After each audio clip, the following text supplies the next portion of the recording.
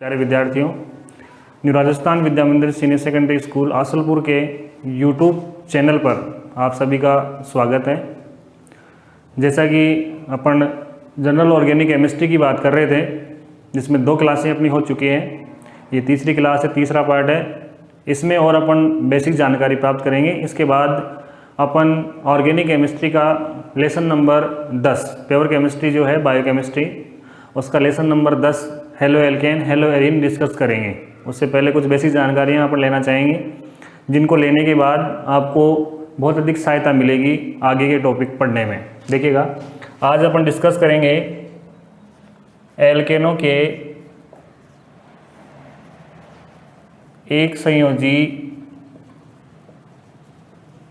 संयोजी मूलक, या इसको अपन कह सकते हैं एक अन्य नाम और दें, एल्किल समूह या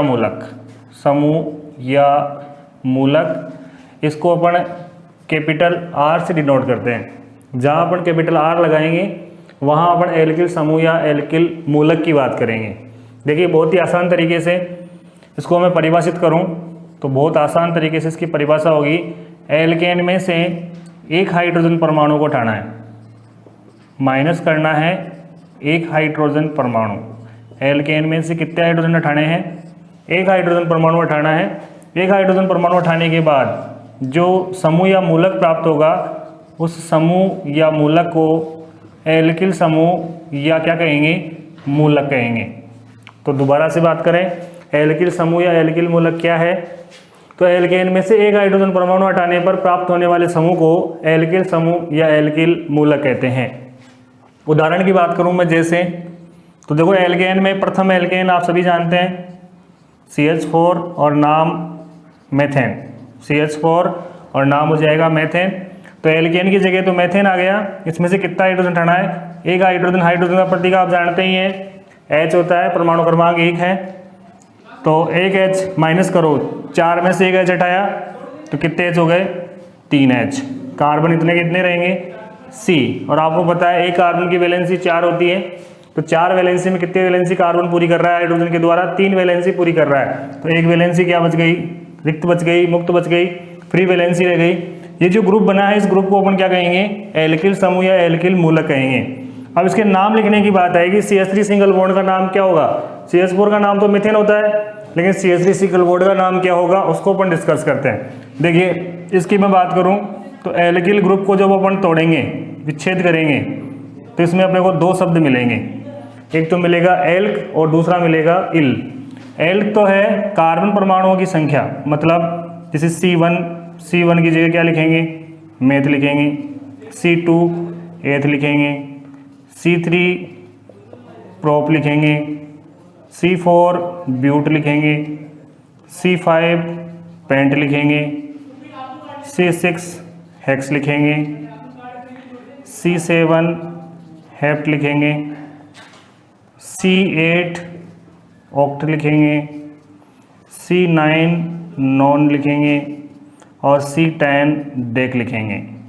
तो ये तो हुआ एल्क की जगह। और इसमें अनुलग्न क्या जोड़ेंगे? आप सभी के साथ इल जोड़ देंगे, तो जो नाम बनेगा वो नाम हो जाएगा एल्किल समूह का नाम। जैसे बात करें उदाहरण की, देखिए इसमें कितने कार्बन है? एक कार्बन है, और एक कार्बन का पुरोलगन क्या लिखते हैं? मेथ लिखते हैं, तो मेथ लिखेंगे। और सिंगल बॉन्ड वाले एक सिंगल बॉन्ड दे रखा हो, मतलब एल्किल समूह है, और एल्किल समूह का अनुलग्न क्या होता है? ये क्या है? अनुलग्न है। ये क्या है? अनुलग्न। और पहले लगने वाले को बोलते हैं पुरुलगन। परफिक्स और सफिक्स। तो पुरुलगन तो क्या आ गया? मेथ। अनुलग्न क्या आ जाएगा? इल। तो मेथ के साथ क्या जोड़ेंगे? इल। तो देखो क्या नाम बनेगा, मेथ में इल जोड़ो तो अपने पास वर्ड बन जाएगा। मेथ में ई की मात्रा जोड़ो थे पर, तो शब्द बनेगा मेथिल। और मेथिल को शॉर्ट में ME भी लिखा जाता है, क्योंकि इंग्लिश में मेथिल को मिथाइल के रूप में लिखा जाता है, और मिथाइल का पहला 2 अक्षर ले लिया M और E, तो ME लिखा हुआ है। इसका मतलब भी क्या मानना है आपको? मेथिल मानना है। तो CH3 सिंगल बॉन्ड का नाम क्या हुआ? मेथिल हुआ। ये पहला ग्रुप हो गया, नंबर 1। दूसरे की बात करें तो 2 कार्बन की एल्केन का नाम आप सभी को पता ही है। एल्केनों का सामान्य फॉर्मूला आप सभी जानते ही हैं, CnH2n+2 होता है। तो इसमें n की वैल्यू आप 2 रखोगे तो फॉर्मूला आपके पास क्या आएगा, C2H6 आएगा। और C2H6 का नाम क्या हुआ आप सभी जानते हैं, 2 कार्बन और सिंगल बॉन्ड, तो एथेन। एथेन में से एक H माइनस कर देंगे तो आपके पास ग्रुप बन जाएगा C2H5। ये इसको मैं ऐसे लिखूँ श्रृंखला के रूप में, तो CH3 सिंगल बॉन्ड CH2 और सिंगल बॉन्ड। देखो 2 कार्बन, यहाँ पर भी 1 और 2 कार्बन, 5 हाइड्रोजन, 3 और 2 5 hydrogen, 1 single bond 1 single bond. तो इसका जो नाम होगा देखो क्या होगा, कितने कार्बन है इसमें, 2 कार्बन, पूर्व लगन 2 के लिए क्या लिखते हैं, एथ लिख दिया। और सिंगल बॉन्ड में अनुलग्न क्या लगाएंगे, इल, तो नाम बन गया एथिल। और एथिल के लिए अपन लिखते हैं ET। अगर ET लिखा हुआ है तो उसका मतलब क्या मानना है आप लोगों को, एथिल मानना है। ठीक है, तो अपन ने बात करी एल्केनों के एक संयोजी मूलक अर्थात एल्किल समूह की बात करी, और परिभाषा की बात करी। तो परिभाषा क्या है आप लोगों के पास में कि एल्केन में से एक हाइड्रोजन परमाणु को हटा दिया जाए तो प्राप्त होने वाला समूह या मूलक एल्किल समूह या एल्किल मूलक कहलाता है। तो ये मेन डेफिनेशन हो गई। फिर अपन ने इस डेफिनेशन में एग्जाम्पल के रूप में समझाया। तो एल्केनों का सामान्य फॉर्मूला आप सभी को पता है ही, CnH2n+2 होता है। इस फॉर्मूले में n की वैल्यू मैंने कितनी रखी, 1। कितनी रखी, 1। तो 1 रखने पर क्या आया, CH4। CH4 का नाम आप सभी जानते हैं मेथेन। CH4 का नाम क्या है, मेथेन। मेथेन में से कितने हाइड्रोजन हटाएंगे, 1 हाइड्रोजन हटाएंगे। तो क्या ग्रुप प्राप्त हुआ अपने को, CH3 single bond. CH3 single bond का नाम कैसे आया, तो नाम आया मेथिल। कैसे आया, 1 कार्बन के लिए मेथ और सिंगल बॉन्ड के लिए क्या लगाते हैं, अनुलग्न इल लगाते हैं। मेथिल को शॉर्ट में क्या लिखते हैं, Me लिखते हैं। आगे अपन ने बात करी दूसरे एल्केन की, 2 नंबर पर n बराबर 2 रखेंगे तो अपने पास फॉर्मूला आएगा C2H6 अर्थात एथेन। एथेन में से हाइड्रोजन हटाया तो C2H5 सिंगल बॉन्ड, या इसको कह सकते हैं CH3 CH2 सिंगल बॉन्ड। कितने कार्बन है, 2 कार्बन, एथ लिखा, सिंगल बॉन्ड के लिए क्या लगाया, इल लगाया, एथिल। तो एथिल को अपन शॉर्ट में क्या बोल देंगे, ET बोल देंगे। यहाँ तक क्लियर हो गई हुई आपकी बातें। आगे अपन बात करें अगर 3 कार्बन हो तो कौन सा ग्रुप बनेगा और कैसे बनेगा, उसमें समझने वाली बातें हैं। तो यहाँ फटाफट से इसको नोट कर लें, स्क्रीनशॉट ले लें। देखिए आगे बात करते हैं। अगर अपने पास n बराबर 3 हो तो R समूह क्या आएगा, वो भी अपन डिस्कस करेंगे। देखो फटाफट से इसको देखते हैं। ये आपको महत्वपूर्ण जानकारी दे रहा हूँ मैं, अगर ये आपके समझ में आ जाती है तो IPC नामकरण बहुत आसान हो जाएगा आप लोगों के साथ। सूत्र लिखना, IPC नामकरण लिखना, समीकरण बनाना काफ़ी अधिक आसान हो जाएगा आप लोगों के पास। अपन बात करें n बराबर 3 के लिए, अगर n की वैल्यू 3 रखें एल्केन में तो क्या एल्केन प्राप्त होगी, वो भी अपन डिस्कस करते हैं। देखो यदि n बराबर 3 रखेंगे तो अपने पास फॉर्मूला आ जाएगा C3H8। C3H8 3 कार्बन की जो एल्केन है वो है प्रोपेन। प्रोपेन में से कितने H माइनस करोगे, 1 H माइनस करना है, परिभाषा में बता चुका हूँ मैं। एल्केन में से हाइड्रोजन हटाओ तो अपने पास सिंगल बॉन्ड लग जाएगा। कितने कार्बन, कार्बन की संख्या में कोई चेंज नहीं होगा, केवल हाइड्रोजन कम होंगे, वो भी कितने, मात्र 1 हाइड्रोजन कम होगा। तो अपने पास क्या आया, C3H7 आ गया। C3H7 की 2 संरचनाएं बन सकती है। देखो 2 स्थितियां बनेगी C3H7 में, आपको याद रखनी है। पहली स्थिति CH3 CH2 CH2 और single bond, CH3 CH2 CH2 single bond पहली स्थिति। दूसरी स्थिति इसकी बनेगी, देखिए CH3 CH सिंगल बॉन्ड और CH3। इसको मैं ऐसे लिखूं, एक ही बात है, CH3 CH CH3 और सिंगल बॉन्ड एक ही बात है, दोनों स्थितियां एक ही है। देखिए कितने कार्बन है, 3 कार्बन है, और 3 कार्बन के लिए आप सभी जानते हैं पूर्व लगन क्या आएगा, प्रोप, और इसमें जोड़ोगे क्या, इल। अभी बताया था आपको अनुलग्न क्या होता है, इल, तो नाम क्या बना, प्रोपिल। इसमें भी क्या आएगा, वही स्थिति है, 3 कार्बन और इल जोड़ेंगे तो नाम क्या बनेगा, प्रोपिल। तो दोनों के नाम सेम नहीं हो सकते हैं। देखिए इनमें नाम कैसे होगा वो समझें। अगर श्रृंखला सीधी है, बिल्कुल सीधी श्रृंखला है, नॉर्मल श्रृंखला है, और कार्बन परमाणु की संख्या कम से कम कितनी है, 3 से कम में ये प्रयोग नहीं होगा। अगर सीधी श्रृंखला है तो नॉर्मल श्रृंखला, और नॉर्मल श्रृंखला के लिए क्या लगाया जाता है, n का मतलब होता है नॉर्मल। n से मतलब यहाँ पर क्या है, नॉर्मल। नॉर्मल का मतलब होता है सीधी श्रृंखला। अगर सीधी श्रृंखला है और 3 कार्बन है तो रूट पद्धति में n का प्रयोग किया जाता है। n का प्रयोग कभी भी IPC पद्धति में नहीं किया जाता है। इसमें अपन बात करें तो इसमें समझने वाली बात है। तो देखिए सिरे वाले कार्बन पर यदि 2 मेथिल ग्रुप दे रखे हों, सिरे वाले कार्बन पर कितने मेथिल समूह हो, 2 मेथिल समूह हो, तो नाम से पहले क्या लगाया जाता है, आइसो लगाया जाता है। क्या लगाया जाता है? आइसो। तो इसका नाम क्या हो जाएगा? आइसोप्रोपिल, और इसका नाम क्या हो जाएगा? N propyl. तो ये याद रखना है। एन प्रोपिल का फॉर्मूला पूछे तो CH3CH2 single bond N propyl, और यदि सिरे वाले कार्बन पर 2 मेथिल समूह जोड़ रखे हैं और बाकी श्रृंखला सीधी हो तो उसके लिए अपन कौन सा वर्ड यूज में लेते हैं? आइसो वर्ड यूज में लेते हैं। तो इसमें कोई समस्या आप लोगों को नहीं होना चाहिए। तो प्रोपेन से कितने R समूह बनेंगे? 2 बनेंगे, एन प्रोपिल और आइसोप्रोपिल। तो आइसो कौन सा होगा और एन कौन सा होगा वो अपन ने डिस्कस करा। इसके बाद में बात करेंगे अपन ब्यूटेन की। तो ब्यूटेन का फॉर्मूला देखिए, ब्यूटेन की अपन बात करें तो ब्यूटेन C4H10, C4H10 नाम हो जाएगा ब्यूटेन। अपन बात करते हैं ब्यूटेन में से एक हाइड्रोजन को हटाएंगे तो अपने पास सूत्र आएगा C4H9 सिंगल बॉन्ड। इसको अपन देखो नाम क्या देंगे? नाम देंगे इसको ब्यूट, और इल जोड़ेंगे तो बनेगा ब्यूटिल। अब देखिए ब्यूटिल की 4 स्थितियाँ, 4 मूलक बनेंगे, 4 एक्सचेंज मूलक बनेंगे ब्यूटिल के। बात करते हैं सबसे पहला, तो सबसे पहली स्थिति बना सकता हूँ मैं CH3 CH2 CH2 CH2 और सिंगल बॉन्ड। इसी फॉर्मूले से अपने 4 कार्बन 9 हाइड्रोजन एक सिंगल बॉन्ड को लेकर के सबसे पहला CH3 CH2 CH2 single bond CH2। देखिए वही सीधी चेन है, नाम तो आपको पता ही है, 4 कार्बन और सिंगल बॉन्ड तो ब्यूटिल। अब देखिए सीधी चेन है और कार्बन परमाणुओं की संख्या 3 से ज़्यादा है तो नाम हो जाएगा एन ब्यूटिल। क्या नाम हो जाएगा? N butyl. एन ब्यूटिल क्यों आया? ब्यूट तो 4 कार्बन है और सिंगल बॉन्ड के लिए इल जोड़ेंगे, और सीधी चेन है, इस वजह से नॉर्मल की वजह से सामान्य श्रृंखला होने की वजह से अपन ने यहाँ पर क्या लगाया है? एन लगाया है। दूसरी स्थिति देखो आप, दूसरी स्थिति ये जो सिंगल बॉन्ड है अगर इसको मैं यहाँ लगा दूँ तो नई स्थिति क्या बनेगी? देखो आप CH3 CH2 और यहाँ सिंगल बॉन्ड लगा दिया और आगे क्या हो गया? CH3। ये वाली स्थिति बनेगी। इस स्थिति में देखेंगे, अभी मैं आपको आगे बताऊंगा कार्बन की डिग्री। तो यहाँ मैं बात करता हूँ जिस कार्बन से कितने कार्बन जुड़े हैं? 1 और 2 कार्बन। जब एक कार्बन से कितने कार्बन जुड़े हों? 2। यहाँ कोई कार्बन नहीं है तो इस कार्बन की डिग्री हो जाएगी 2 डिग्री। क्या हो जाएगी? 2 डिग्री हो जाएगी। और 2 डिग्री के लिए अपन हिंदी में वर्ड काम में लेंगे द्वितीयक। क्या वर्ड काम में लेंगे? द्वितीयक। द्वितीयक वर्ड काम में लेंगे। द्वितीयक, और 4 कार्बन है और सिंगल बॉन्ड है तो वर्ड क्या आ जाएगा? ब्यूटिल। तो नाम क्या बना R समूह का? द्वितीयक ब्यूटिल। द्वितीयक क्यों आया? क्योंकि यहाँ पर सिंगल बॉन्ड जो अपने लगाया है वो कौन सी डिग्री कार्बन पे लगाया है? 2 डिग्री कार्बन पर, तो नाम बन गया द्वितीयक, और 4 कार्बन और सिंगल बॉन्ड ब्यूटिल। तीसरी स्थिति देखें आप, यहाँ पर तीसरी स्थिति जो बनेगी वो देखें।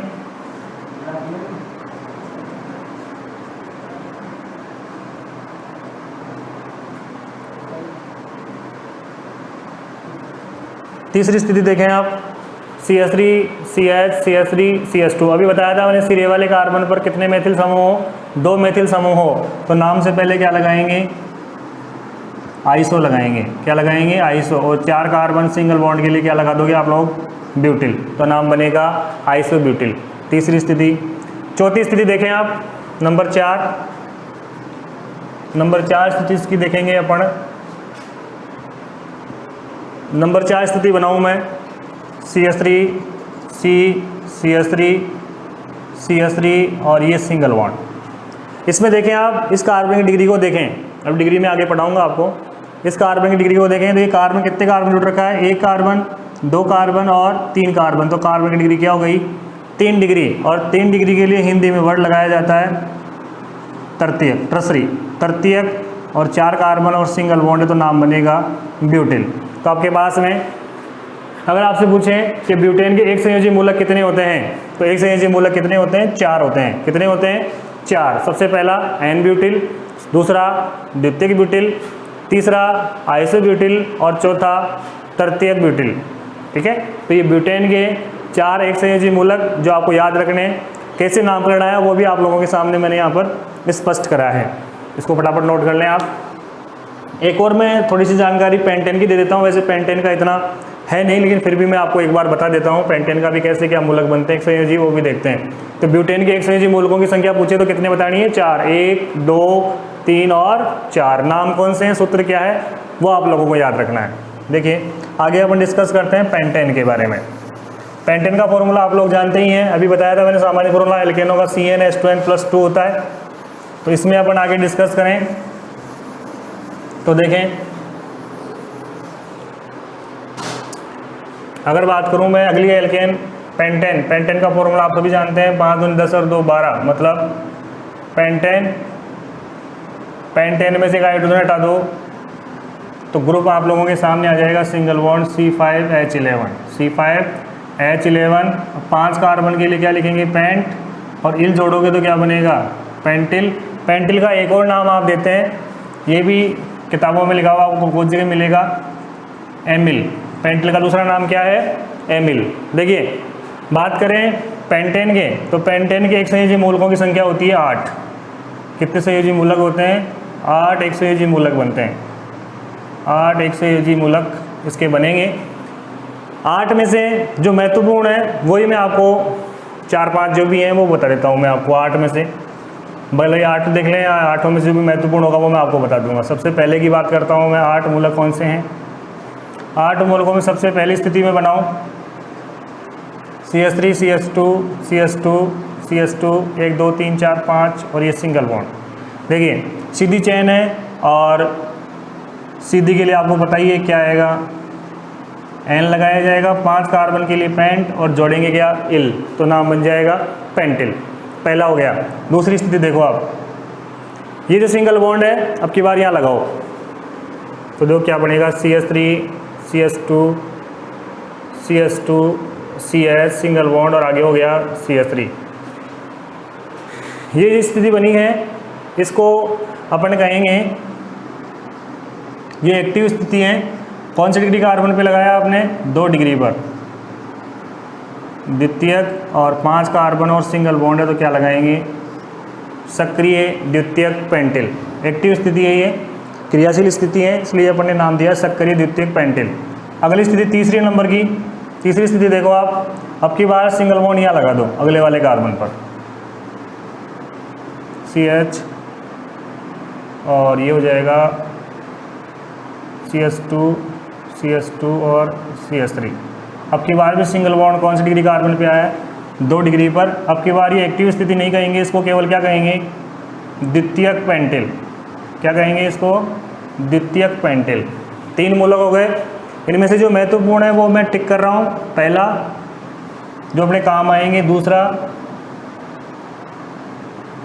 तीसरा देखो आप, ये पहला, ये दूसरा और ये तीसरा। चौथा देखो, चौथा मूलक जो बनेगा यहाँ पर जो C3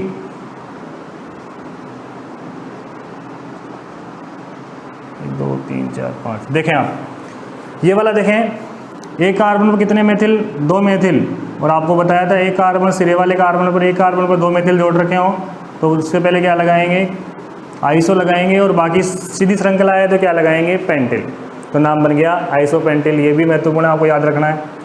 नंबर 5, इससे मैं आगे बनाऊँ। अब देखिए ये वाला सिंगल बॉन्ड यहाँ लगा दो आप, इसी से बना रहे हैं अपन, नया मूलक बन जाएगा। अब की बार ये वाला सिंगल बॉन्ड यहाँ लगा दो आप, तो देखो सिंगल बॉन्ड यहाँ लग गया। इसको अपन बोलेंगे सक्रिय स्थिति, एक्टिव स्थिति बोलेंगे, सक्रिय आइसोपेंटिल। इसका नाम हो जाएगा सक्रिय आइसोपेंटिल। ये BSc लेवल पर काम आता है, वैसे 11वीं-12वीं लेवल पर सक्रिय वाली स्थितियाँ आप लोगों को देखने को नहीं मिलती हैं। छठा, नंबर 6 देखें, अब की बार ये सिंगल बॉन्ड यहाँ लगाएं, इस वाले कार्बन पे लगाएं, यहाँ लगा दें तो नया क्या बनेगा वो देखें, CH3, आगे बन जाएगा CH2 और ये CH3, यहाँ बॉन्ड लग जाएगा सिंगल बॉन्ड। देखो इस कार्बन की डिग्री देखो, 1 कार्बन 2 कार्बन 3 कार्बन, तो कार्बन की डिग्री कौन सी हुई, 3 डिग्री कार्बन हो गया। और 3 डिग्री के लिए आपको बताया क्या लगता है, तृतीयक, और 5 कार्बन है तो नाम बनेगा पेंटिल। एक ये आपको याद रखना है। तृतीयक पेंटिल क्यों आया, क्योंकि यहाँ पर सिंगल बॉन्ड कौन सी डिग्री कार्बन पे लगाया है, 3 डिग्री कार्बन पे लगाया है, और 3 डिग्री को अपन क्या बोलते हैं हिंदी में, तृतीयक बोलते हैं। 6 हो गए। 7वां देखें, 7वीं स्थिति क्या बनेगी, अब की बार सिंगल बॉन्ड या तो इस वाले कार्बन पे या फिर इस वाले कार्बन पे लगा, तो जैसे यहाँ लगा रहा हूँ मैं, तो यहाँ क्या बनेगा देखो, CH3, यहाँ CH2 और बन गया CH3। इसको बोलते हैं सक्रिय पेंटिल, सक्रिय पेंटिल। कितने मूलक हो गए? 7। मैंने कितने बताए थे? 8। एक और बचता है, काफ़ी महत्वपूर्ण है। 8वें नंबर का यहाँ पर बनेगा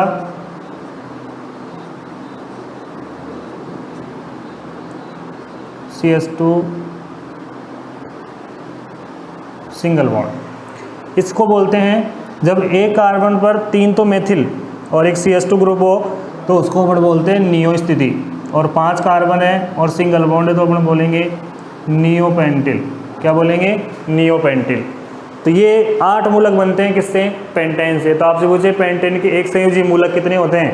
तो 8 होते हैं। 8 में से कौन कौन से याद रखने हैं? 1 2 3 4 5। 5 मूलक आपको याद रखने हैं जो अपने बार बार काम में आएंगे। पहला एन पेंटिल, दूसरा द्वितीयक पेंटिल, तीसरा आइसोपेंटिल, चौथा तृतीयक पेंटिल और 5वां नियोपेंटिल। ये कई बार अपने बार बार काम में आएंगे, नामकरण में, सूत्र लिखने में, कई जगह काम में आएंगे, तो इनको आपको याद रखना है। ये तो मैंने एल्केन के बताए जो महत्वपूर्ण मूलक थे जिनको मैंने टिक करे हैं, कम से कम वो तो याद रखें आप, आपको सुविधा होगी उससे।